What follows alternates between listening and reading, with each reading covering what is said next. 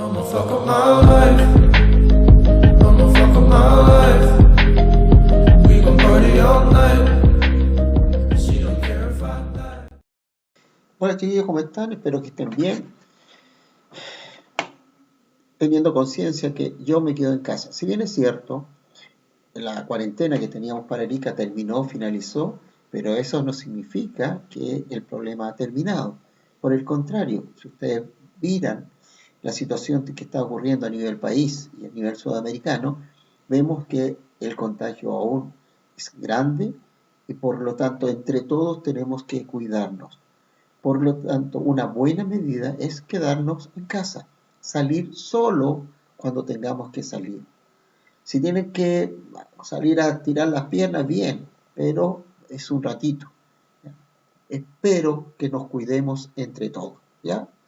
Ahora, ¿qué vamos a ver en esta clase 13 y 14? En primer lugar, vamos a ver un sumario, que no es otra cosa que es un resumen de lo que hemos estado hablando en las últimas clases, que tiene que ver con el aspecto político, con el aspecto económico, con el aspecto religioso, ¿ya? Para que podamos hacer una evaluación de avance en relación a lo que se ha visto estas últimas clases. Perfecto, comencemos. Desde el fin de la Edad Media comenzaron a transformarse el sistema feudal basado en la fragmentación del poder político de los señores, lo que permitió que durante el siglo XIV y el siglo XV se empiece a consolidar lo que se denomina el Estado moderno. Esto se caracterizó por la existencia de un gobierno centralizado, ya no hasta los feudos, entonces comienzan a aparecer los reyes, y un aparato administrativo, lo que significa que ahora son los reyes que gobiernan con todo un aparataje compuesto de una burocracia estatal, que significa que tienen puestos, personas para cobrar impuestos y otros funcionarios que son parte del rey. Es decir, funcionarios que ejecutaban las decisiones del monarca. Hablamos del ejército nacional, comienzan a aparecer el ejército nacional y la diplomacia. Eso quiere decir aquellos que son contactaban entre un estado con otro estado, a través de los cuales se empiezan a expandir sus territorios. Empieza a aparecer un sistema fiscal centralizado, encargado del cobro de impuestos. Comienzan a cobrar impuestos porque muchos de estos reyes o monarcas comienzan a involucrarse en conflictos, en guerra, para poder mantener este ejército. Los funcionarios necesitaban recursos, por eso comienzan a cobrar impuestos. La unidad lingüística y religiosa, que significa empiezan a aparecer las lenguas. Si hablamos en Europa, principalmente donde estamos conversando, aparece el francés, el italiano, el español, el portugués, el alemán, etc. Y en algunos casos, algunas lenguas muy parecidas la una y la otra. Y una unidad religiosa que estaba basada en lo que era la Iglesia Católica Apostólica Romana, como venía desde la Edad Media. Pero se va a producir también durante esta época un quiebre en relación a lo religioso. El Estado moderno se expresó en diferentes formas de gobierno, tales como la República, donde muy pocos tuvieron este sistema, que eran elegidos los gobernantes, pero fueron muy pocos. La ciudad-estado significa ciudades independientes, y lo que predominó mayoritariamente fueron las monarquías, con una característica bastante especial, entre el que va a ser el absolutismo, que lo hemos hablado, que corresponde a aquellos reyes que mantienen todo el poder. O sea, los tres poderes del Estado están en manos de los reyes: el poder legislativo, el poder judicial y, por supuesto, el poder ejecutivo.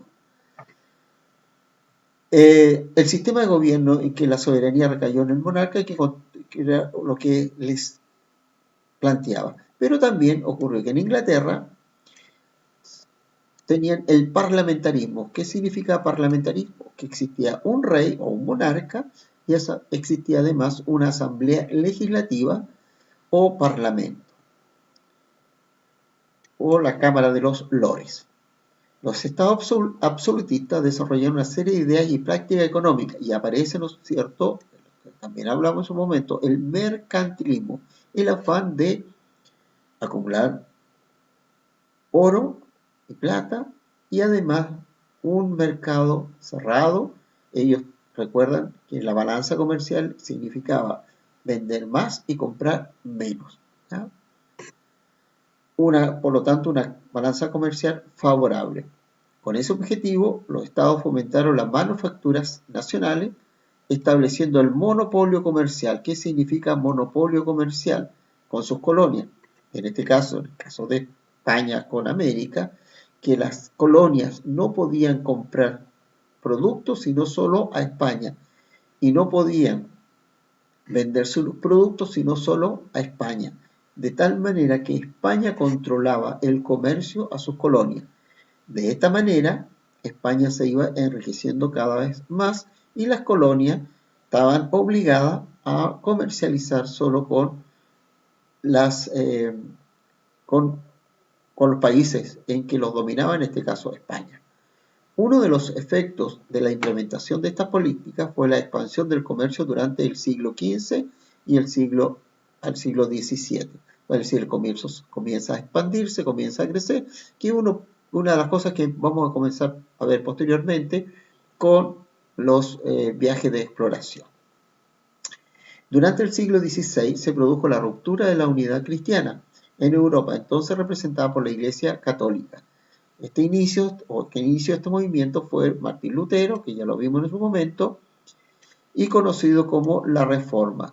Y como Martín Lutero se opuso a la Iglesia Católica, entonces los seguidores de Martín Lutero le denominaron protestantes. Los reformistas criticaron ciertas prácticas de la Iglesia Católica, principalmente la venta de la indulgencia. La venta de la indulgencia era el perdón de los pecados. El reformismo se extendió por Europa y aparecen algunas iglesias nacionales, como el caso de la iglesia anglicana en Inglaterra, donde el rey Enrique VIII se separa del Papa y forma su propia iglesia.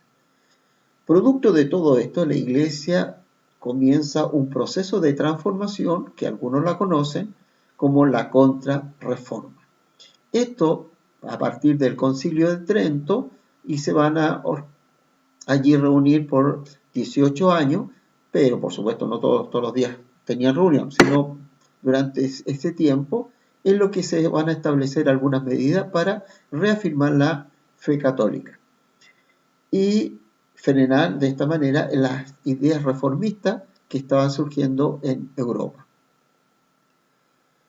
Todo esto va a llevar a una guerra, que va a ser la guerra de los 30 años, y se puso fin, ¿no es cierto?, a través de la paz de Westfalia.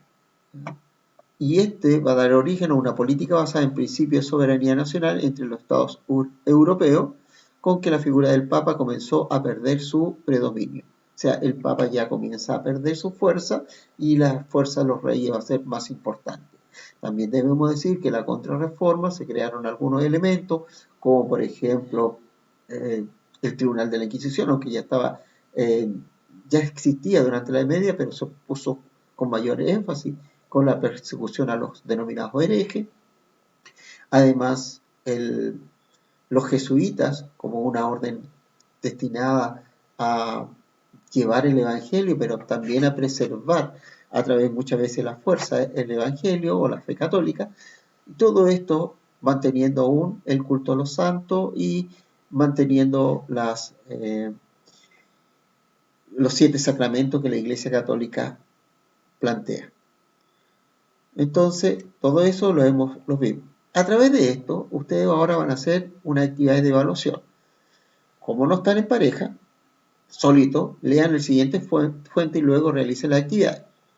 Si la monarquía feudal parecía compatible con ciertos órdenes de cosas, la aparición de nuevos elementos sociales y económicos desató en la corona la aspiración al centralismo. También permitió entrever la posibilidad de alcanzarlo mediante una transformación de su base de sustentación.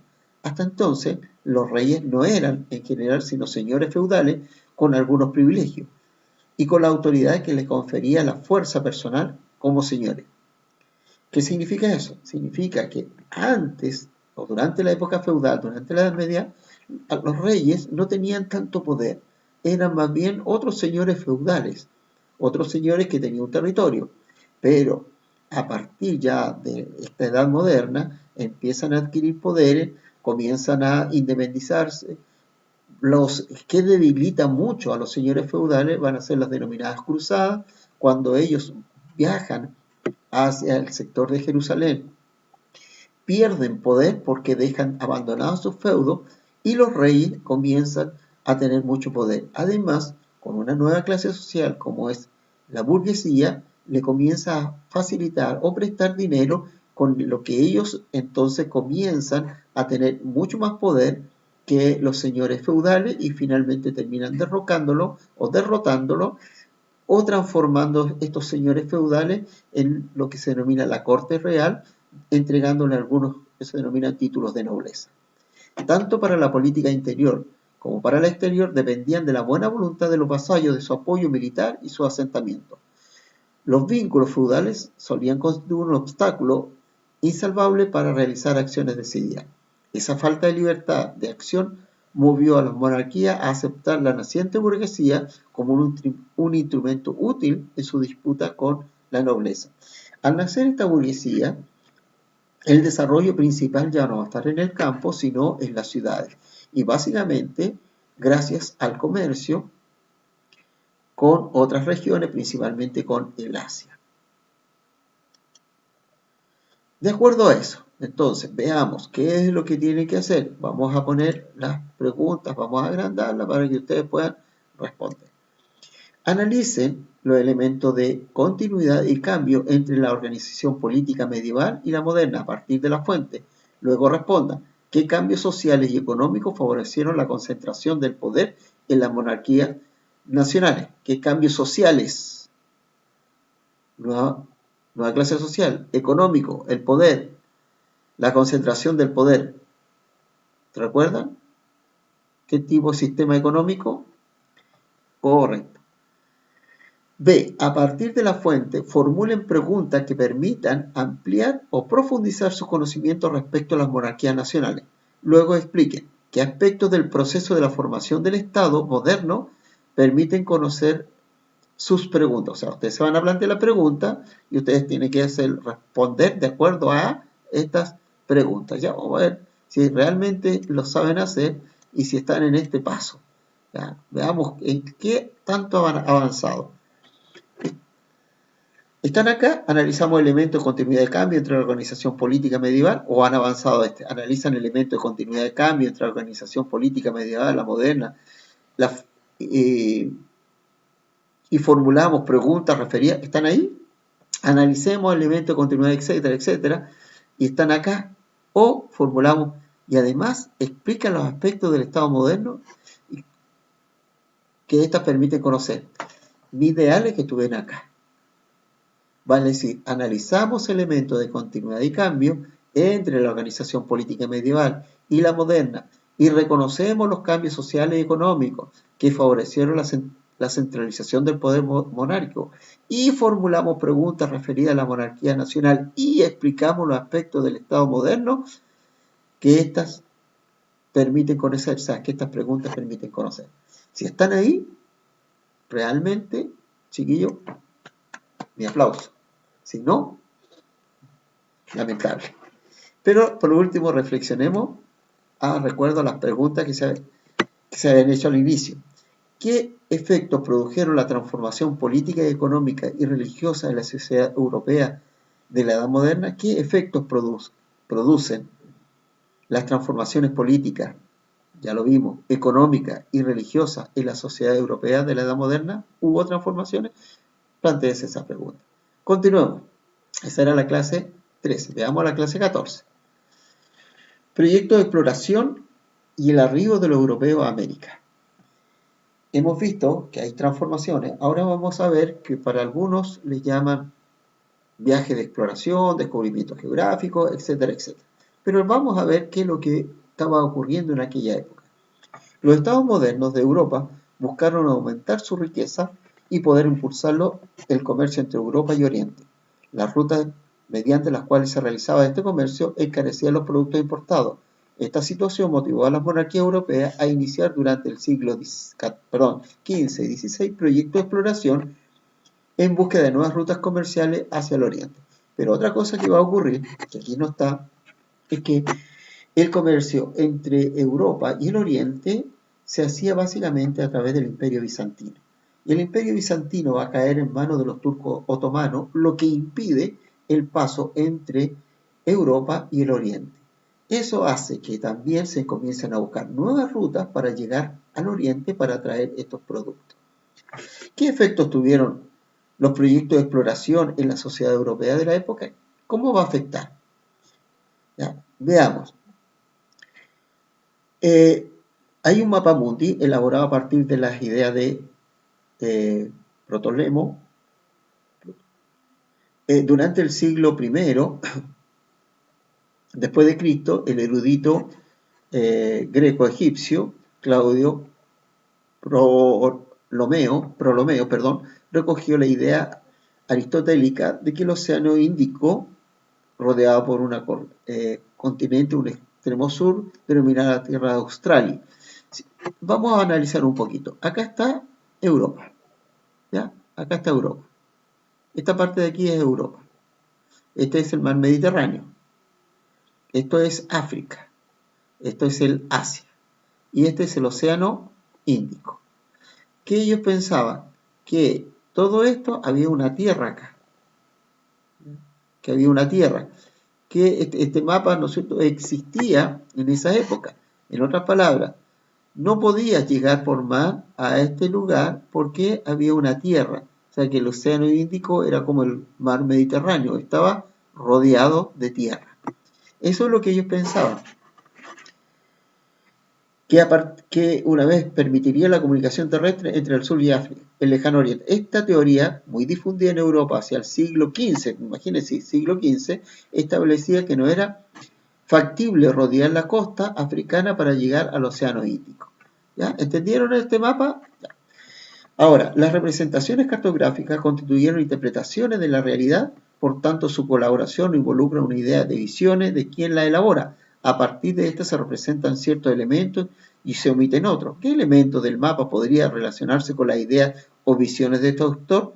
¿Qué visiones respecto al mundo americano se intenta transmitir a través de él? Vamos a ver, ¿no es cierto?, esto que está aquí a través de las próximas diapositivas.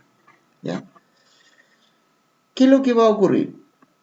Esto tuve que ponerlo de esta manera para que me viera, ¿ya? De lo contrario queda afuera. Si ustedes se fijan, dice organización temporal. Estos son tiempos, ¿ya? Flecha de tiempo. Y estamos hablando de tiempo acá, ¿ya? 1480, 1490 y así sucesivamente. Y aparecen algunas fechas. En 1488, Bartolomé de Díaz llega hasta el Cabo de Buena Esperanza, que está en la parte inferior de África. La parte inferior de África es el Cabo de Buena Esperanza. De allí, ¿no es cierto?, él no puede pasar, pero viene otro viajante que va a lograr pasar este sector y va a llegar, pero aparece otro señor y dice, ¿sabe qué? Podemos llegar al Asia, pero dando la vuelta. Ese fue Cristóbal Colón, y que sale del puerto de Palo un día 3 de agosto y llega a lo que nos conocemos hoy día como América, un 12 de octubre de 1492. ¿Ya? Él siempre pensó que había llegado a la India. No, él nunca pensó que era un nuevo continente. Posteriormente, Vasco de Gama va a llegar en 1498, va a llegar a la India para lograr pasar desde la parte inferior del continente africano y llega a lo que es la India. sector de Canicut. Pedro Álvarez Cabral también intenta hacer el mismo viaje que de Vasco de Gama, pero unos vientos los trasladan y lo llevan a lo que hoy día conocemos como Brasil. Pero de ahí retoma su viaje y se desplaza también y llega a la India. En 1513, Vasco Núñez de Balboa descubre el Océano Pacífico. Solo hasta ese momento era el Océano Atlántico, va a descubrir el Océano Pacífico. En 1519 se funda la ciudad de Panamá, porque va a ser importante la fundación de Panamá, porque ahí va a salir la exploración para posteriormente lo que va a ser el México y también la exploración hacia lo que es el Imperio Inca o la conquista del Perú. Entonces, pues en 1522, Hernán Cortés va a conquistar el Imperio Inca. En 1532, Francisco Pizarro conquista el Imperio Inca en el Cusco. En 1536, la expedición de Diego Almagro a nuestro país. Y en 1541, la llegada de don Pedro Valdivia a nuestro país. Continuamos. Bueno,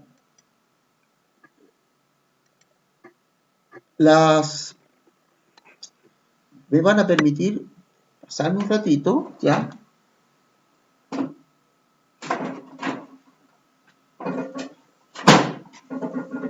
Voy a tomar su libro, ¿ya? Para ver que estamos grabando. Voy a tomar su libro y vamos a ver, ¿no es cierto?, las preguntas que tienen que realizar en relación a esto. ¿Cuáles son las preguntas? Identifique qué continentes se visibilizan en el mapa mundi del siglo XV. Describan cómo son representados. ¿Qué continentes ven? Aquí hay uno, aquí hay otro y aquí hay otro. ¿Cómo son representados? ¿Qué semejanzas y diferencias advierten entre el mapa mundi del siglo XV y los actuales? ¿Ven alguna semejanza? ¿Ven alguna diferencia? Bueno, eso es lo que tienen que decir ustedes. C. ¿Cómo era la imagen del mundo conocida por la sociedad europea del siglo XV? ¿Cómo era la imagen? ¿Qué conocía el hombre europeo en aquella época? ¿Conocía esto? ¿Conocía esto? ¿Qué parte conocía? Eso es lo que tienen que explicar ustedes. Y la D, ¿de qué forma los acontecimientos representados en el organizador temporal que vimos, ¿no es cierto?, habrán contribuido a transformar la imagen del mundo que tenían los europeos en el siglo XV? ¿Por qué? En otras palabras, los descubrimientos geográficos, el descubrimiento de América, ¿cambió lo que pensaba el ser humano del siglo XV en Europa? Si ustedes piensan que sí, díganlo que sí, explicarlo por qué sí. ¿Se entendió? Espero que ustedes hayan entendido y haber podido, ¿no es cierto?, esto le ayuda, como esto, por ejemplo, descubrir nuevos continentes, el pasar desde el océano Atlántico al océano Índico, el conocer que hay un nuevo océano, el océano Pacífico, etc. Eso es lo que tienen que hacer ustedes durante esta semana. Espero que estén bien, espero que se cuiden, cuídense. En la medida que ustedes se cuidan, nosotros nos cuidamos. ¿Perfecto? Nos vemos la próxima semana.